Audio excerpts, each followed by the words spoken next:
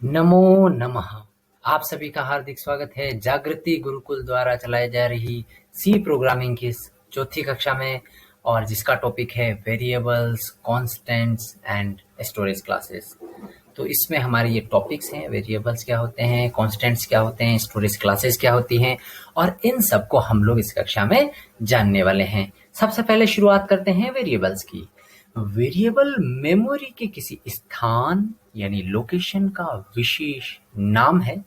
अन्य शब्दों में वेरिएबल मेमोरी की ऐसी जगह का नाम है जहां पर प्रोग्राम के माध्यम से कोई वैल्यू भी स्टोर की जा सकती है तथा जिसकी वैल्यू प्रोग्राम के रन होने के दौरान बदली भी जा सकती है।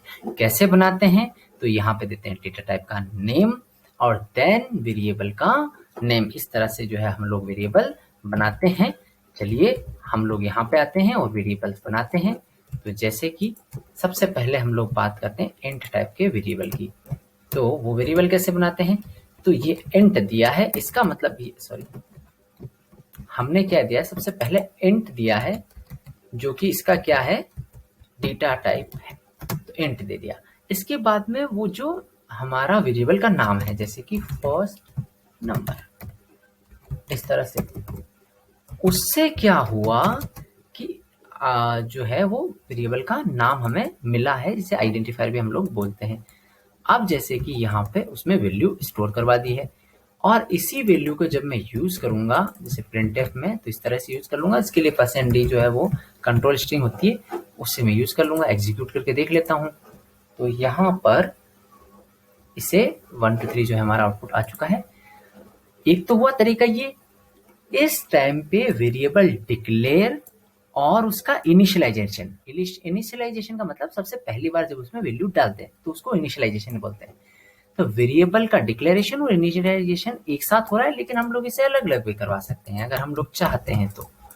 काम सेम ही है, बस अब जैसे कि वहां पे तो वेरिएबल बन गया था, ये वेरिएबल बन गया, अब इस वेरिएबल में ये वैल्यू चली गई है। अब हो सकता है जैसे कि इसको मैं पहले रन करके आपको दिखा देता हूँ।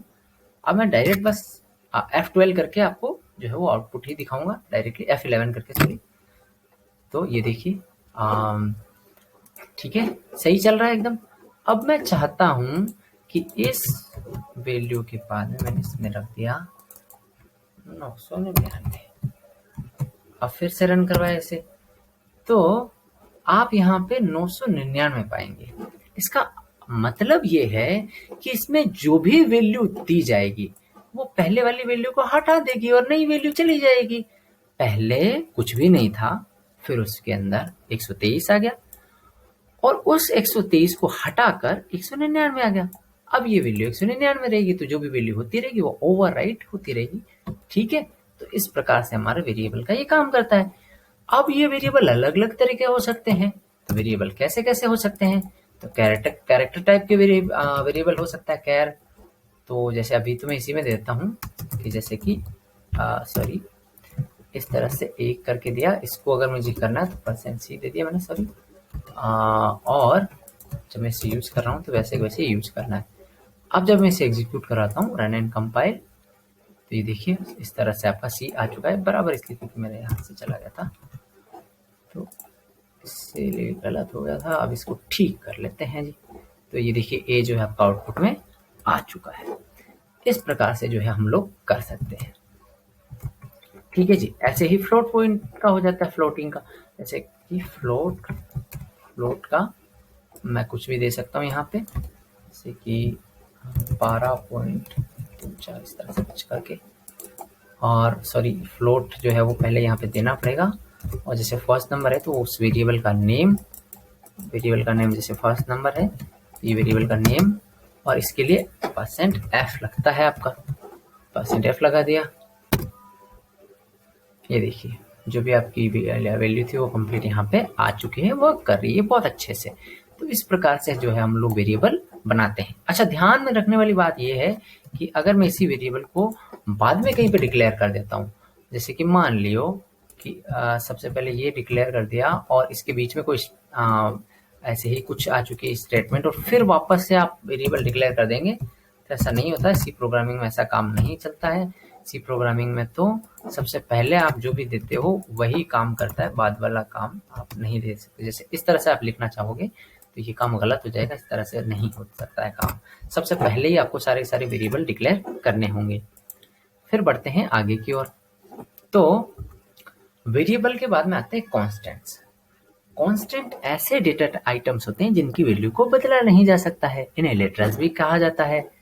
तो सी में निम्न प्रकार के कांस्टेंट होते हैं: integer constants, character constants. Character constants को हमने पढ़ लिया था। Single character constants, non graphical constants और floating point constants.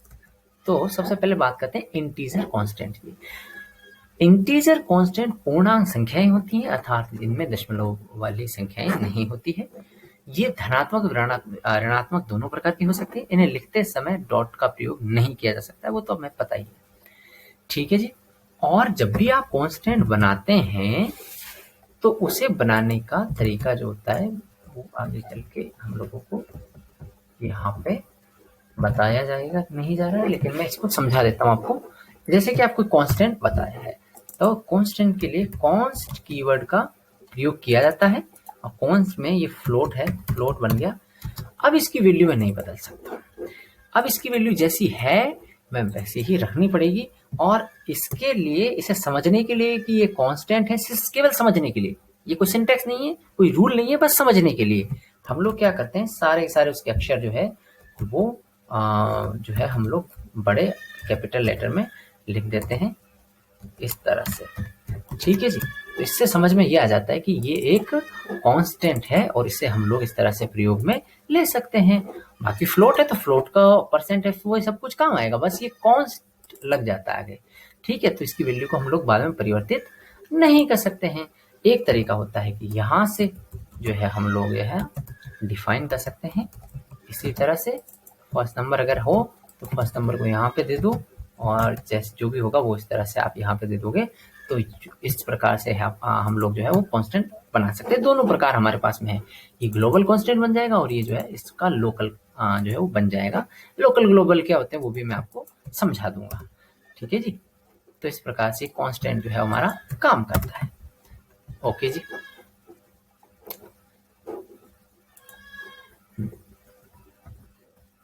Character constants. Character constant दो प्रकार के होते हैं, सिंगल कैरेक्टर और non graphical character constants. Single quote में लिखे हुए अक्षरों को सिंगल कैरेक्टर कांस्टेंट कहते हैं। उदाहरण के लिए इस तरह से का एक्स, या केवल इस तरह से जो सिंगल कैरेक्टर में होंगे, सिंगल कोट में होंगे, उसे सिंगल कैरेक्टर कांस्टेंट बोलते हैं। जैसे कि एक्स केवल सिंगल कैरेक्टर है, इससे इसके अलावा इसमें कोई कैरेक्टर ज्यादा नहीं है। नॉन ग्राफिकल जो कैरेक्टर वह कैरेक्टर होते हैं जिनका कोई ग्राफिकल शेप नहीं होता है। उदाहरण के लिए back space, tab, new line, ये जो है इनका कोई ग्राफिकल शेप नहीं है, इसलिए इसको इस तरह से करते हैं हम लोग। ठीक है जी। अब बढ़ते हैं आगे की ओर। तो पॉइंट फ्लोटिंग पॉइंट कांस्टेंट जो होते हैं वो क्या होते हैं इसमें समझते हैं। फ्लोटिंग पॉइंट कांस्टेंट्स को रियल कांस्टेंट भी कहा जाता है। रियल मतलब असली वाला नहीं, यहाँ पे रियल मतलब कुछ और है। ये दो प्रकार के होते हैं, फ्रैक्शनल और एक्सप्रेशनल के रूप में।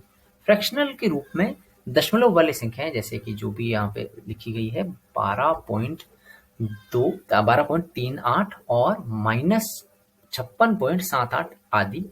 एक्सप्रेशनल रूप में क्या होता है कि रियल जो होती है वो संख्या जो बहुत बड़ी हो जाती है उसको इस छोटे से रूप में हम लोग ऐसा लिख देते हैं। जैसे कि ये है तो इसका जो है हमने ऐसा रूप लिख दिया ताकि हम लोग उसे समझ पाए कि ये ऐसी एक संख्या है।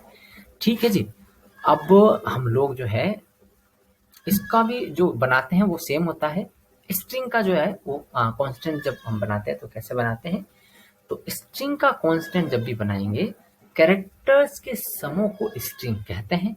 उससे इन्हें डबल कोट में लिखा जाता है। उदाहरण के लिए हेलो वर्ल्ड, ये जब जो है ये स्ट्रिंग कांस्टेंट है। कांस्टेंट बनाना कैसे बनाते हैं कांस्टेंट, तो कांस्टेंट बनाने के लिए कॉन्स्ट या डिफाइन कीवर्ड का प्रयोग किया जाता है।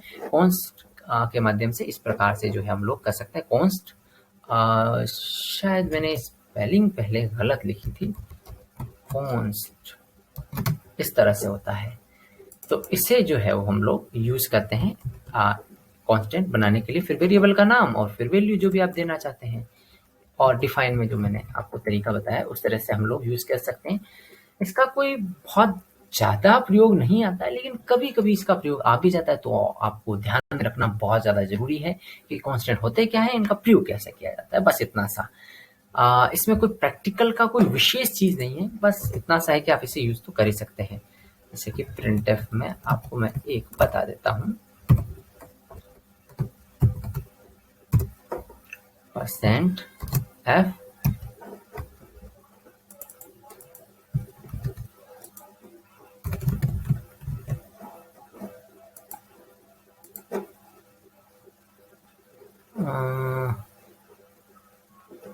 का गड़बड़ी हुई,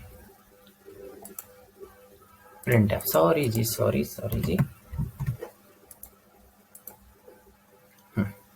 हो चुका है, सही से आ चुका है।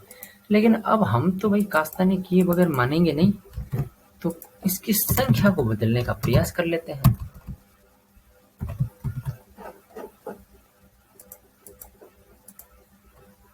हा, यहीं पे इसने कह दिया कि भैया रीड ओनली वेरिएबल है आपका फर्स्ट नंबर, यानी ये कांस्टेंट है, तो इसका प्रयोग आपको जो वैल्यू है वो बदल नहीं सकते हो। जो यहाँ पे वैल्यू दे दी वो फाइनल है, उसके बाद में कोई वैल्यू उसमें नहीं बन सकते। जैसे मैंने कोशिश कर ली और एरर पा ली, ठीक है जी।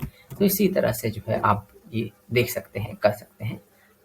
और इससे जैसे एक और एग्जांपल के रूप में देख लेते हैं।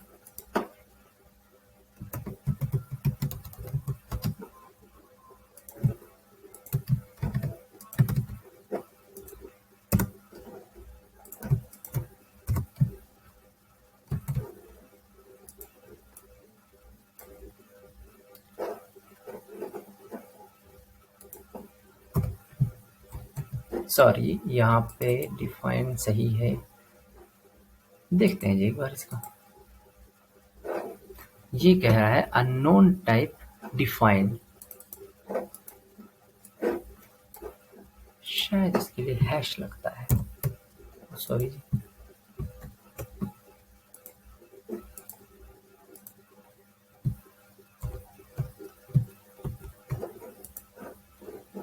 एक बार प्रयोग करके देख लेते हैं। Execute, compile and run. तो यहाँ पे एरर आ चुकी है। तो इस तरह से भी हम लोग जो है इसका प्रयोग कर सकते हैं। डिफाइन को जब मतलब कांस्टेंट को जो है वो डिफाइन कीवर्ड के साथ में भी यूज कर सकते हैं। लेकिन यहाँ पे ये एरर दे दी क्योंकि हमारी कारस्तानी थी।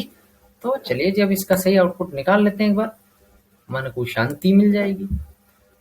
ठीक है जी, तो इस तरह से हमारा काम हो चुका है, सही से हमारा वर्क कर रहा है। ठीक है जी।